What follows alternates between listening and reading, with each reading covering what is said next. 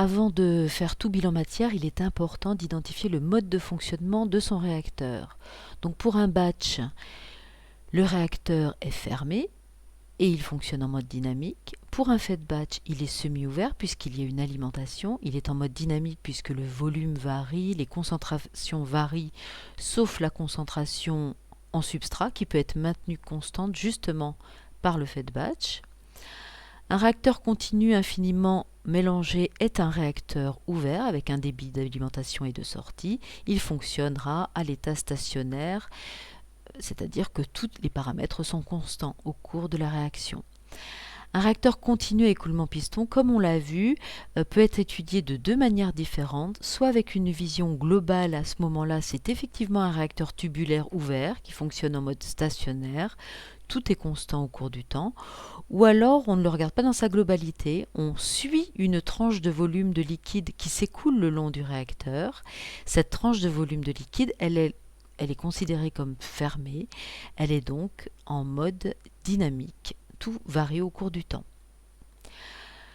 Donc nous allons commencer l'écriture des bilans matière.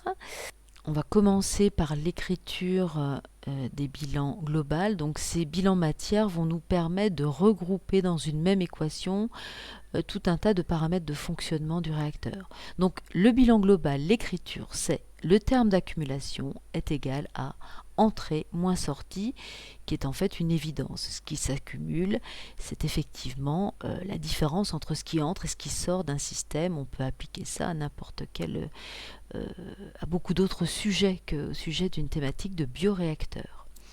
Alors, nous allons commencer par faire un bilan global, mais un bilan massique dans un premier temps. Donc le terme d'accumulation, c'est la dérivée de la masse totale de matière à l'intérieur du réacteur par rapport au temps. Donc ce terme d'accumulation, c'est le flux d'entrée de matière, E pour entrée, moins le flux de sortie de matière. Donc M.E sont des débits massiques. M.E est un débit massique d'entrée et M.S est un débit massique de sortie de la matière totale du réacteur. En effet, la masse est égale à la masse volumique fois le volume. Et ce que vous connaissez peut-être un peu moins, le flux massique, c'est la masse volumique fois le débit volumique. Donc la masse volumique étant constante pour un flux donné, pour un fluide donné, on va pouvoir la sortir de la dérivée par rapport au temps. Et du coup, étant présente des deux côtés de l'égalité, l'expression va se simplifier. Et on aura dV sur dt est égal à QE moins QS.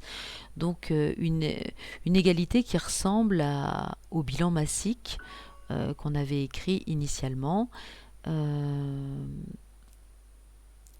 Voilà, et donc là il s'agit d'un bilan volumique, donc on pourrait écrire de la même manière un bilan massique ou un bilan volumique de manière globale.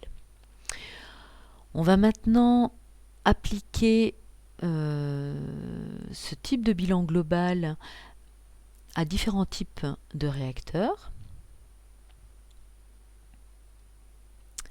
Donc on va commencer par le réacteur batch. Donc dans un réacteur batch, il n'y a pas de flux d'entrée ni de flux de sortie, donc ils sont nuls. De ce fait-là, si on écrit le bilan volumique, eh bien dV sur dt, de fait, est égal à 0. Quand une dérivée par rapport au temps est égale à 0, cela veut dire que le volume est constant, ce qui correspond bien à ce qu'il y a un batch. Dans un batch, le volume est constant. Pour un fed batch, si on applique ce bilan global, ce bilan volumique global, on aura uniquement un terme de débit d'entrée. Pour un réacteur continu ouvert, eh bien, la variation de volume au cours du temps est égale au débit d'entrée moins le débit de sortie. Étant tous les deux égaux, alors dV sur dt est égal à 0. Ainsi, V est constant.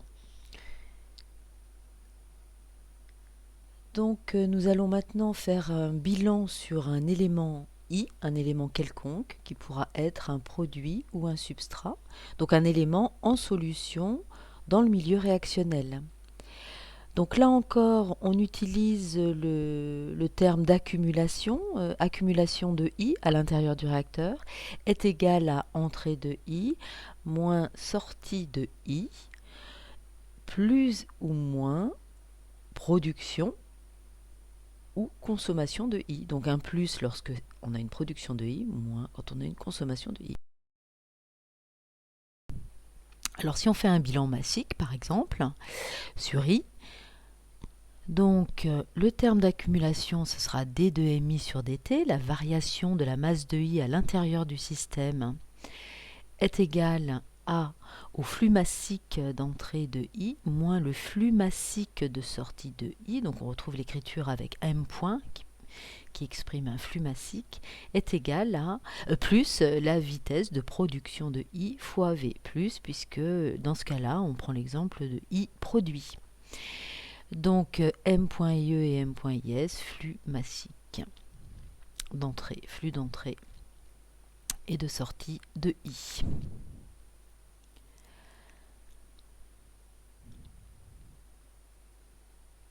Donc comme ce sont des flux massiques, l'unité, ça peut être des grammes par heure, des kilos par jour. La vitesse hertzière I, c'est une vitesse de production, une vitesse volumétrique, puisque ce sera des grammes par litre et par heure, rapporté au volume de milieu. On verra qu'on utilisera beaucoup cette écriture.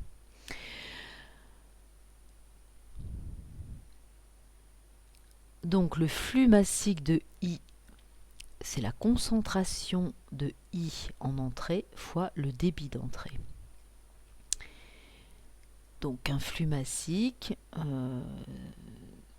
voilà, M.IE est un flux massique entrant, CIE c'est bien la concentration d'entrée de I, et QE c'est le débit d'entrée de I. Donc CIE c'est bien la concentration de I dans le flux d'entrée.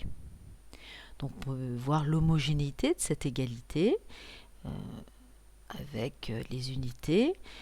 Un flux massique d'entrée de I, c'est des grammes par heure. Une concentration dans un flux d'entrée, ce sont des grammes par litre. Et un débit d'entrée, ce sont des litres par heure. Donc le produit des concentrations fois le débit, ce sont bien des grammes par heure. On voit bien l'homogénéité de cette égalité. Du coup, on en revient à notre équation de tout à l'heure. Masse de I à l'intérieur, c'est la concentration fois V. Donc D de MI sur DT est remplacé par D de CI fois V sur DT. On remplace nos flux massiques par le produit de la concentration par le débit. Donc on a bien ici l'écriture d'un bilan massique avec, on reprécise ici, mais on l'a déjà dit, la concentration IE, c'est la concentration dans le flux d'entrée, la concentration IS, concentration dans le flux de sortie.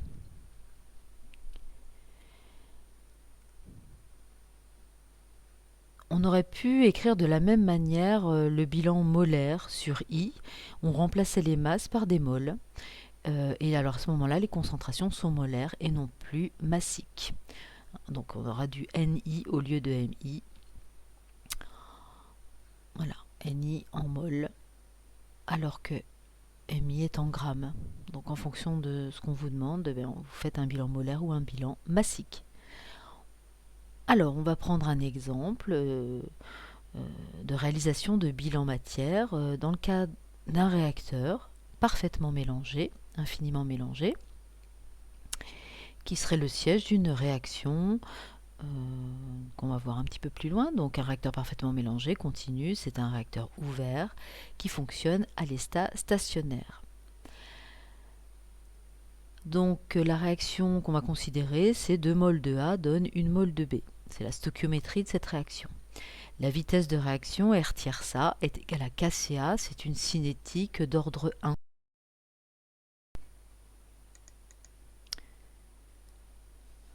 On va commencer par le bilan sur l'élément A, le substrat donc.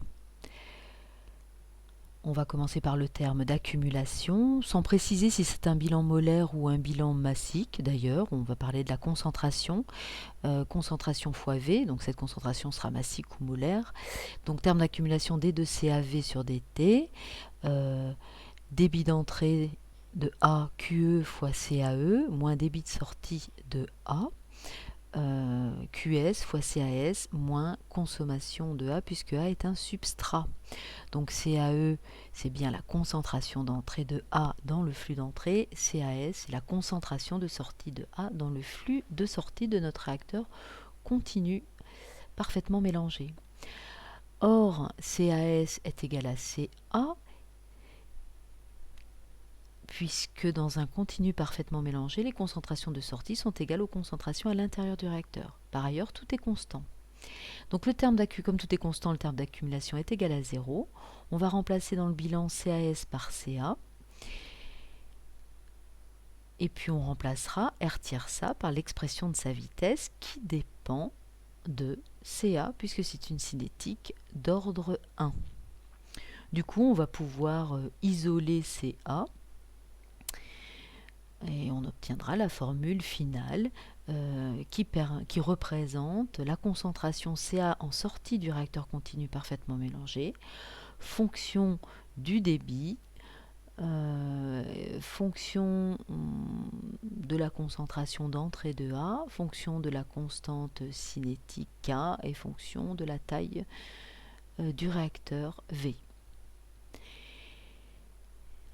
Si on fait le bilan sur B, maintenant B étant le produit, de la même manière, terme d'accumulation, D de CB fois V sur DT, flux d'entrée de B moins flux de sortie de B, plus R tierce B V, puisque il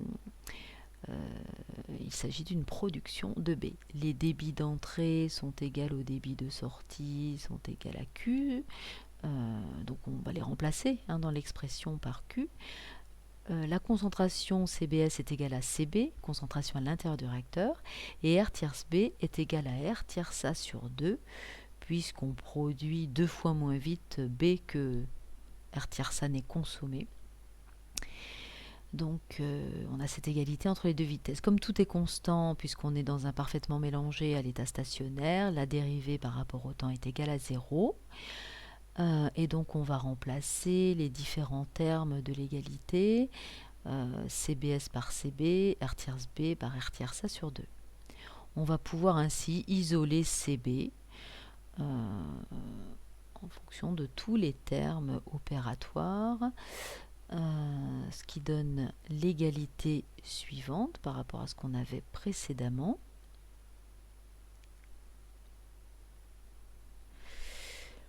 Donc on met en facteur 1 sur Q, puisqu'il était en facteur de CB. Et donc là, on peut simplifier le 1 sur Q par le Q qui est en facteur de CBE. Et voilà, donc on va pouvoir simplifier le débit volumique. Voilà. Donc on obtient l'expression finale de l'expression de sortie de la concentration de B en sortie du réacteur, qui est fonction de sa concentration en entrée, de la constante de cinétique de réaction, du débit de fonctionnement, de la concentration en substrat et de la taille du réacteur.